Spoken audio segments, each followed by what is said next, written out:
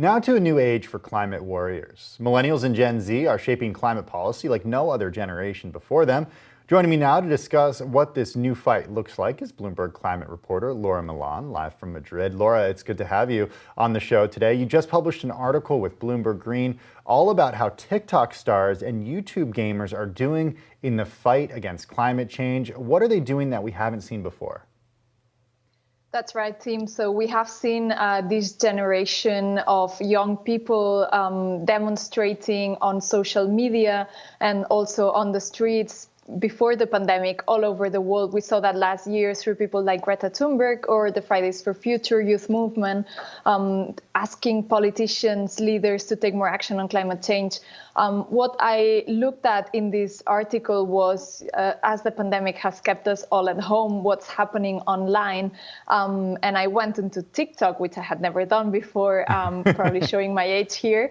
Went into TikTok, and I was very surprised to discover that actually young people on TikTok uploading videos all the time really pay lots of attention to climate change, be it from recycling tips, do-it-yourself tips that help people avoid using too much plastic or recycling, upcycling products, but also through all sorts of silly dances, serious ideas, discussions. There's a very alive movement on social media among people, among younger people. The question that I have is to what extent is the conversation that's happening on TikTok happening online? How does that actually translate into action for these people who are seeing these videos? Well, actually, it does. And that's the interesting part. It's not just about talking. And I think it's the next step from the demonstrations we were seeing last year, from the action that we're seeing on social media. So actually, when you look at the research and at the numbers, I found a few studies that show that, for example, climate change is the most important issue for Gen Z. So that was a research report by Amnesty International last year, where it showed that climate change was the most important issue above all sorts of other issues, from war, economic crisis, etc. But then there was another report I looked at from Deloitte, and that report showed that actually it compared the feelings or the attitudes of Gen Z and millennials toward climate change before and after the pandemic. And it actually found that climate change was a very important issue for both of these generations before and after the pandemic. But actually after the pandemic, both groups, Gen Z and millennials, are more optimistic that it's not too late to do something about climate change. And that same report also looked at attitudes from these both generation of young people toward brands, and found, for example, that they're trying to reduce, a majority of them is trying to reduce plastic use, buy more organic food, reduce the use of fast fashion. They look into the environmental track record of brands. So they're much more active into what they do.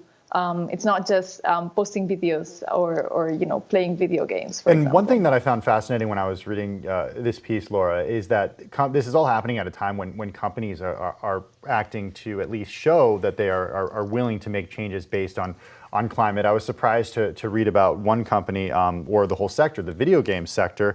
It generated $120.1 billion in revenue in 2019. And 28 of those companies that have a combined audience of nearly 1 billion people have joined what's called the United Nations Playing for the Planet Alliance. What is that, and what does that have to do with the fight against climate change?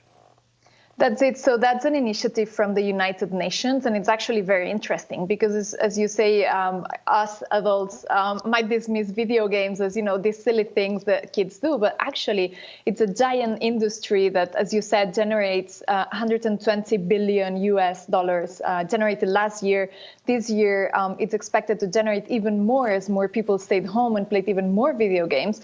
So it's obviously very influential, and all of these companies joined into into this Playing for the Planet Alliance last year as part of the COP25 meeting, climate meeting in Madrid, in Spain.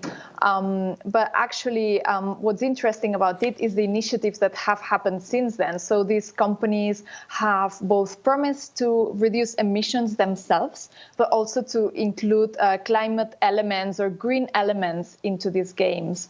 And they've organized sort of gaming events where lots of people all over the world play something at the same time for the climate. I mean, there are all sorts of activities and events and initiatives. And to me, what's interesting is that it's not the companies leading the way into, telling their users, hey, climate change is important. It's actually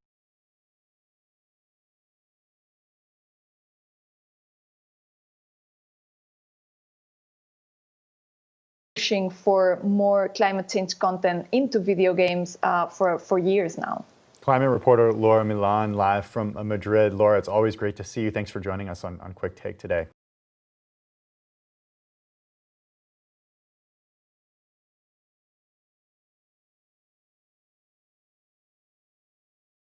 The biggest stories the moment they happen from around the globe. Subscribe to Bloomberg Quick Take now for insight in an instant.